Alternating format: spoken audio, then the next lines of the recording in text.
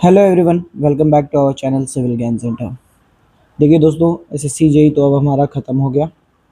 SSC JE के answer की भी आ गए, लोगों ने अपने मैच भी करा लिए, कई लोगों ने अपने रैंक भी देख लिए, रैंक गुरुजी और रैंक मित्रा पर से। अब हम लोग अपने रास्ते में आगे बढ़ते हैं। अब बहुत हो गया रैंक चेक करना और ये सब। अब जो चीज़ बेसिक है, जो मोस्ट नेसेसरी है, वो शुरू करते हैं, वो है पढ़ाई। तो अब हमारा अगला सब्जेक्ट जो इस चैनल पे चलने वाला है वो है स्ट्रेंथ ऑफ मटेरियल। मैंने कुछ लोगों से पूछा था कि आप क्या पढ़ना चाहते हैं, उन लोगों ने मुझे बताया सर स्ट्रेंथ ऑफ मटेरियल शुरू करिए, क्योंकि इस बार आप लोग देखे भी सोम, स्ट्रक्चर, स्टील, इन सब सब्जेक्ट से बहुत सारे क्वेश्चंस आए। तो इस बार हम लोग शुरू करने जा रहे हैं स्ट्रेंथ ऑफ मटेरियल में। तो उसमें देखिए क्या रहेगा, आज के लेक्चर में तो हम लोग थोड़ा इंट्रोडक्शन पार्ट देख लेंगे। मेन जो इसके चैप्टर्स हैं वो हैं shear force diagram, SFD, BMD, properties of materials और नॉर्मल और शेयर स्ट्रेसेस किस किस टाइप के हैं, transformation of stresses and strain जिसमें हम लोग मोहर सर्कल और ये सब देखेंगे, slope and deflection, determinate structures का, torsion, bending stress distribution, theory of failures, thick and thin cylinders, column springs. बाकी जो चैप्टर्स हैं वो एक एक लेक्चर या दो दो लेक्चर से ज़्यादा के नहीं हैं। जो मेन इसमें है वो ये स्टार्टिंग के चार हैं। यहाँ से अगर मैं काउंट करूँ, इंट्रोडक्शन तो आज हो जाएगा, शेयर, एसएफडी, बीएमडी, क्योंकि इसमें जितना आप प्रैक्टिस करेंगे उतना अच्छा होगा।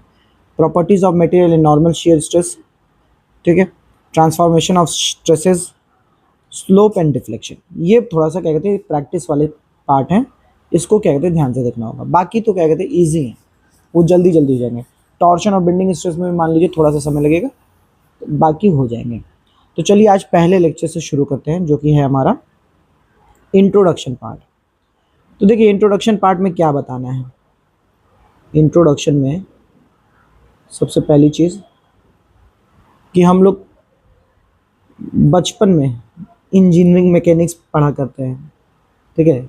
हर एक इंजीनियर क्या कहते हैं शुरू किया होगा इंजीनियरिंग मैकेनिक्स से ही, पहले साल में यही पढ़ता है, ठीक है। इसको अगर तीन पार्ट में बांटा जाए, तो ये तीन पार्ट में बटेगा। क्या? पहला है मैकेनिक्स ऑफ सॉलिड्स,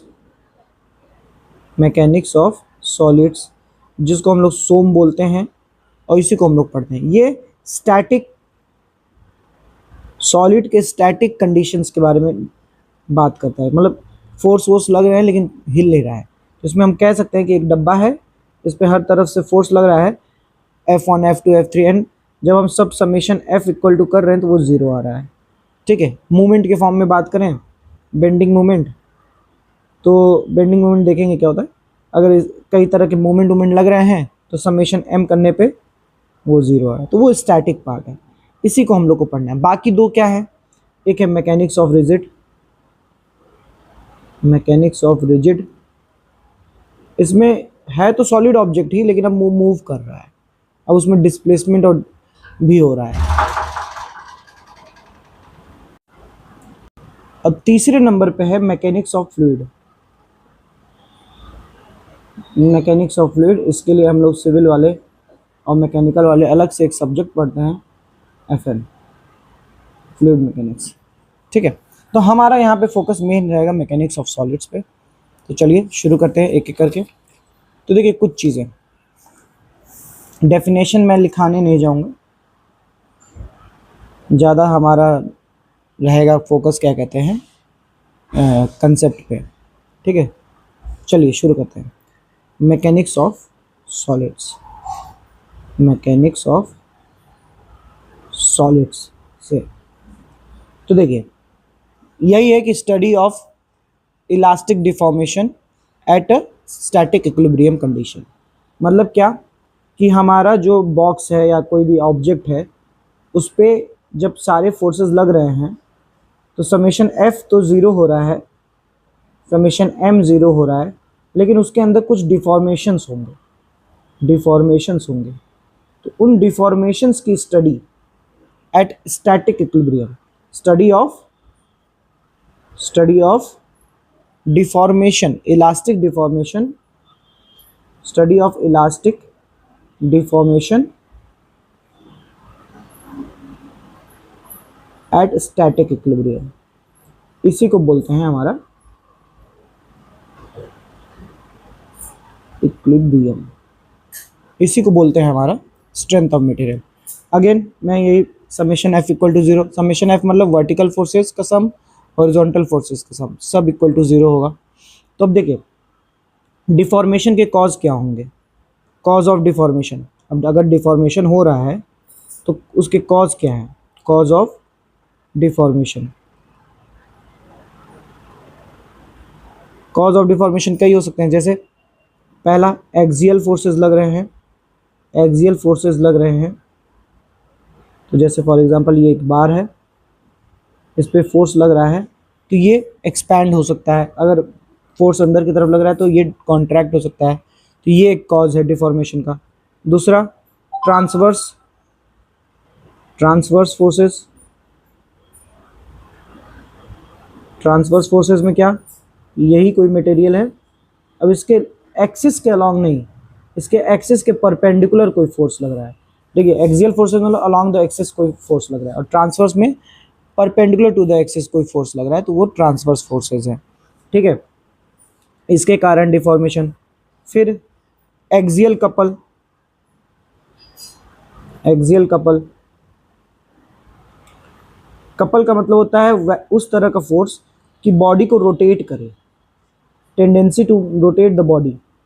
ठीक है, तो एक्सियल कपल कुछ इस प्रकार का कि अलॉन्ग द एक्सिस उसके ऊपर क्या कहते हैं फोर्स लग रहा है सच दैट कि उसको रोटेट करने की कोशिश कर रहा है। ठीक है, तो ये एक्सियल कपल है। ओके, जिसको हम लोग यहाँ मूवमेंट भी कभी कभी बोलते हैं। ओके, फिर चौथा, चौथा है ट्रांसवर्स कपल, ट्रांसवर्स कपल, इसमें क्या होगा, अब इसमें क्या कहते हैं अलॉन्ग द एक्सियल एक्सिस में उसके परपेंडिकुलर एक्सिस के अबाउट कपल लगेगा, उसको रोटेट करने की कोशिश करेगा, ये ऐसे। ठीक है, मैं एक एक्सियल एक्सिस भी दिखा दे रहा हूँ ताकि समझने में आसानी हो। ठीक है, जो लेंथ के अलॉन्ग एक्सिस होती है उसको एक्सियल एक्सिस बोलते हैं। ठीक है, तो वो ट्रांसवर्स कपल है, इसी को हम लोग बेंडिंग मूवमेंट करके पढ़ेंगे, इसी को हम लोग बेंडिंग मूवमेंट, इसको हम लोग टॉर्शन, टॉर्शन में पढ़ेंगे एक्सियल कपल। ये हमारा होगा क्या कहते हैं शियर फोर्स, एसएफडी बीएमडी में इसको पढ़ेंगे। ये है एक्सियल फोर्सेस, एक्सियल फोर्सेस में इलोंगेशन एंड कॉन्ट्रैक्शन वाले पार्ट में हम लोग पढ़ेंगे। ठीक है, तो ये चार तरह के फोर्सेस लगते हैं जिसके कारण डिफॉर्मेशन होता है। ठीक है, अब कुछ बेसिक बेसिक बात भी जान जाते हैं कि सपोर्ट्स क्या होते हैं, मेंबर अगर है तो उसको कंट्रोल जो किया हुआ है वो सपोर्ट किस तरह का होता है, ये सारी एक एक करके बात करें क्योंकि ये बेसिक चीज़ें पता होनी चाहिए तभी आगे के चैप्टर समझ में आएंगे। तो टाइप्स ऑफ सपोर्ट, सबसे पहले टाइप्स ऑफ सपोर्ट्स। ठीक है, अब देखिए सबसे पहले सपोर्ट्स का जो क्लासिफिकेशन है वो दो तरीके से है। क्या, पहले वही यहाँ पे ऐसे ट्री टाइम में बता ले रहे हैं, सपोर्ट्स के क्लासिफिकेशन दो तरीके से हैं, एक एक्सटर्नल, एक इंटरनल। एक्सटर्नल इंटरनल में मतलब क्या, एक्सटर्नल जो होता है वो बाहर से क्या कहते हैं मेंबर को सपोर्ट दिया रहता है, जैसे फॉर एग्जांपल एक्सटर्नल के फिक्स्ड सपोर्ट, हिंज सपोर्ट और रोलर सपोर्ट, ये तीन तरह के सपोर्ट एक्सटर्नल में आते हैं। ठीक है, और भी हैं, गाइडेड रोलर भी है, यहाँ पे दिखा दे रहा हूँ, गाइडेड रोलर भी हैं। ठीक है, मेन जो प्राइमरी तीन हैं वो यही है, फिक्स्ड, हिंज, रोलर, इन्हीं से मिला मिला के फिर बाकी भी बनते हैं। ठीक है, इंटरनल सपोर्ट में क्या होते हैं, internal hinge, internal hinge, sorry हाँ, इंटरनल हिंज एंड इंटरनल आपका इंटरनल रोलर, ये भी होता है। ओके, तो इन इन सब के बारे में एक एक करके देखते हैं, ठीक है। चलिए आगे बढ़ते हैं। इसको लिंक भी बोलते हैं कभी कभी, इसको लिंक भी बोलते हैं, ठीक है। देखते हैं। अब सबसे पहले हमारा क्या था, फिक्स सपोर्ट।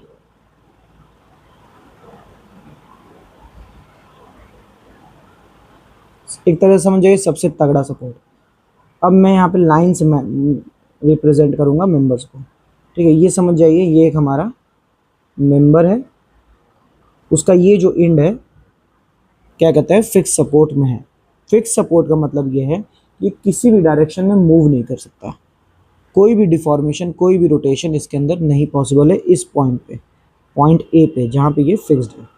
मतलब ये हुआ कि अगर मैं बोलूँ कि ये जो मेंबर है इसका फ्री बॉडी डायग्राम बनाओ, तो फ्री बॉडी डायग्राम जब बनाएंगे हम लोग तो ये कुछ इस प्रकार बनेगा कि यहाँ पे इसको सपोर्ट करने के लिए एक वर्टिकल रिएक्शन दे रहा है आर ए, वी ए दिखाते हैं, वी ए हॉरिजॉन्टल मूव ना करे इसलिए हॉरिजॉन्टल रिएक्शन दे रहा है एच ए, और रोटेशन ना करे इसलिए एक मोमेंट लग रहा है M A.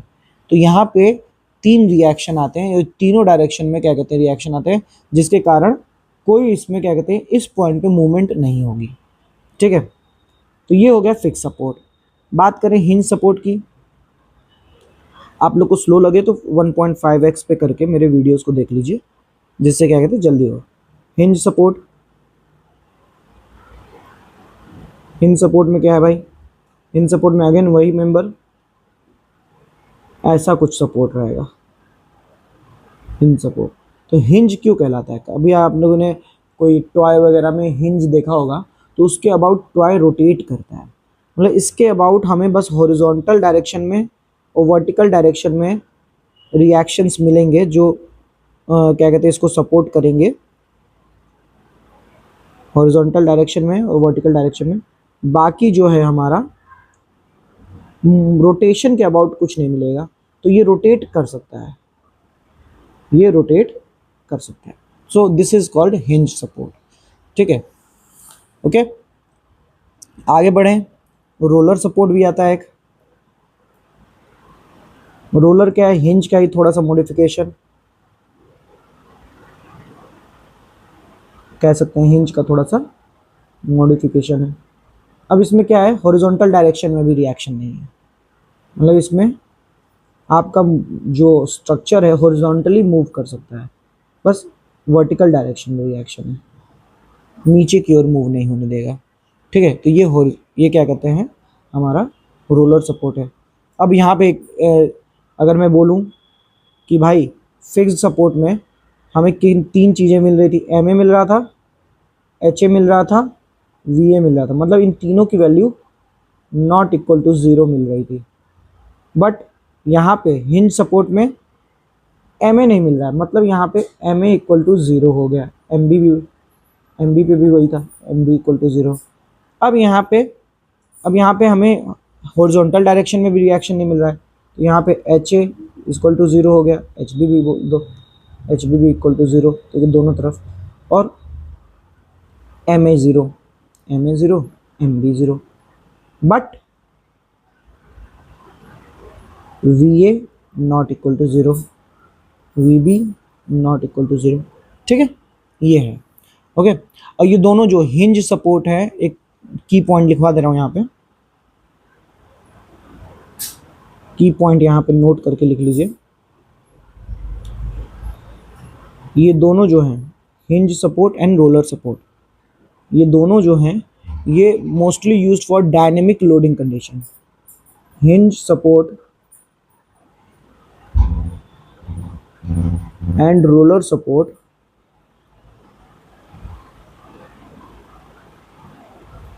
Mostly used for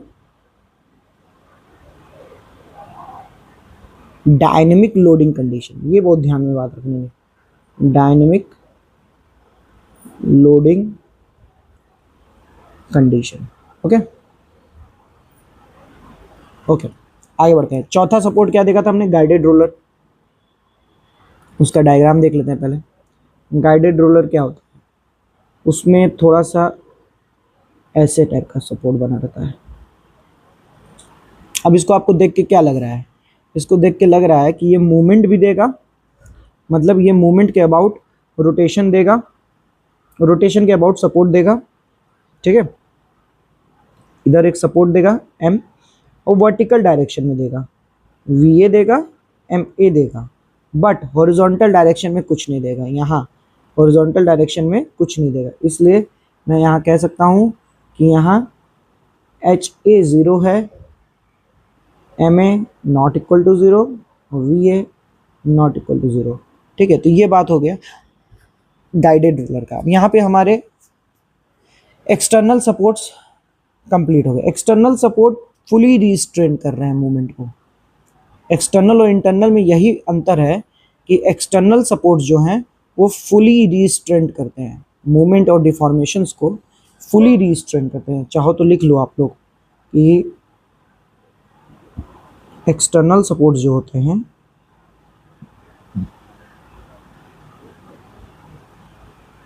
और इंटरनल सपोर्ट्स, दोनों के बारे में एक साथ लिख दे रहा हूँ।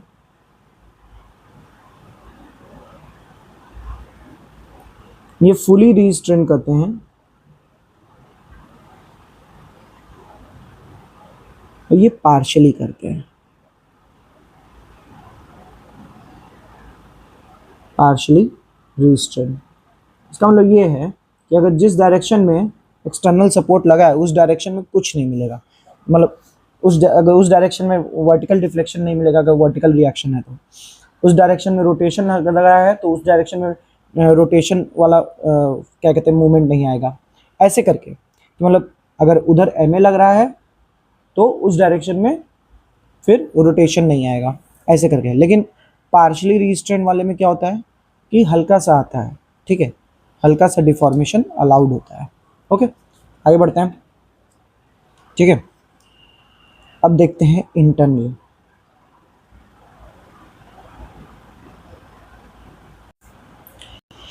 तो देखिए इंटरनल रिएक्शंस में सबसे पहला है इंटरनल हिंज। इंटरनल हिंज को रिप्रेजेंट कुछ इस प्रकार से करते हैं कि बीम के ऊपर एक पॉइंट टाइप का आपको दिखेगा। तो देखिए इंटरनल हिंज के अबाउट जो हमारा मेंबर होता है वो पार्शली रोटेट कर सकता है, उसके अबाउट एक इंटरनल मूवमेंट लगता है।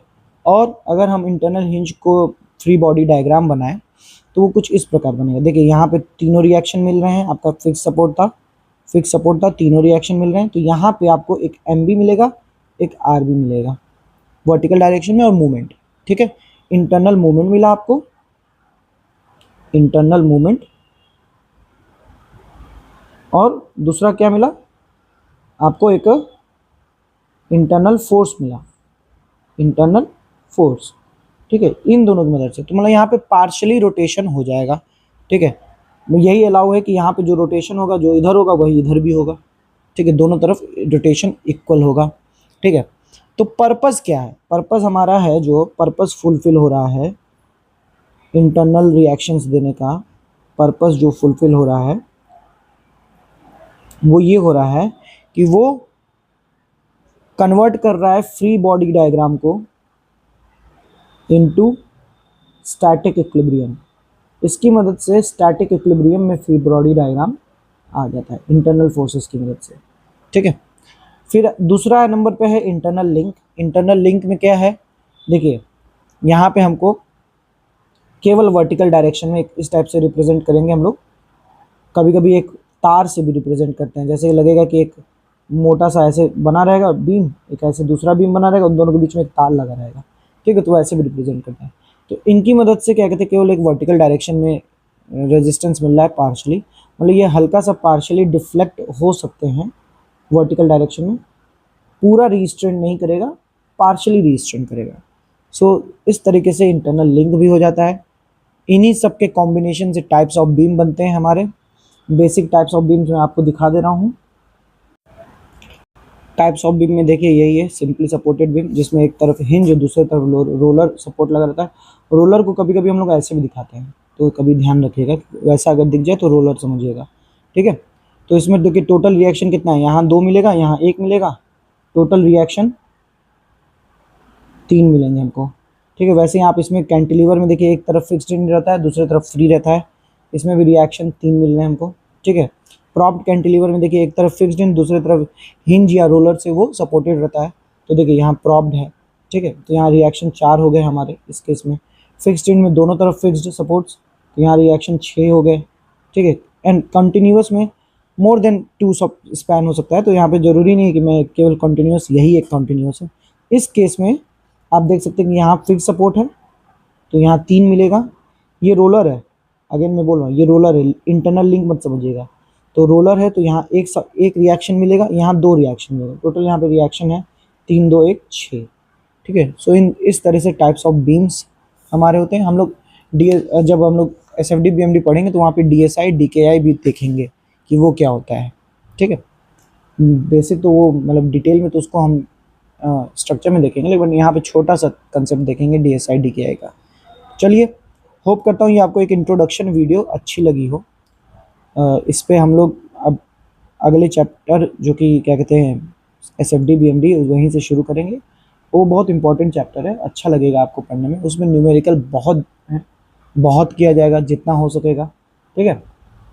कंसेप्ट तरीका यही रहेगा कि मैं कंसेप्ट बताऊंगा फिर न्यूमेरिकल शुरू करूंगा। न्यूमेरिकल में आपसे यही कहूँगा क्योंकि रिकॉर्डेड लेक्चर्स हैं, लाइव तो चल नहीं रहे, अगर पॉसिबल हो पाए लाइव लेने का तो पॉसिबल वो भी लूँगा, लेकिन रिकॉर्डेड लेक्चर्स में मैं क्वेश्चन प्लॉट करूँगा, क्वेश्चन छोड़ूंगा, आप लोग उसको पॉज करिएगा, अपने से सॉल्व करने की कोशिश करिएगा, फिर उसके बाद नहीं सॉल्व होगा तो प्ले करके देखिएगा। चलिए, तो होप करता हूँ आपको वीडियो अच्छा लगा हो। वीडियो को लाइक करिए, अपने दोस्तों के साथ शेयर करिए। जो लोग तैयारी कर रहे हैं वो अपने तैयारी वाले दोस्तों के साथ, जो लोग अब समय कॉलेजेस में हैं, कॉलेज में पढ़ रहे हैं, उनकी सिविल इंजीनियरिंग चल रही है, उनके लिए बहुत इंपॉर्टेंट है। पूरा सब्जेक्ट तैयार हो जाएगा सोम में कुछ बचा नहीं रह जाएगा, वो अपना तैयारी बहुत अच्छे से कर सकते हैं। तो ज्वाइन करिए मेरे चैनल को और अपने दोस्तों के साथ, अपने कलीग्स के साथ बांटिए और पढ़ते रहिए। सबसे इम्पोर्टेंट चीज़ है पढ़ते रहिए। धन्यवाद।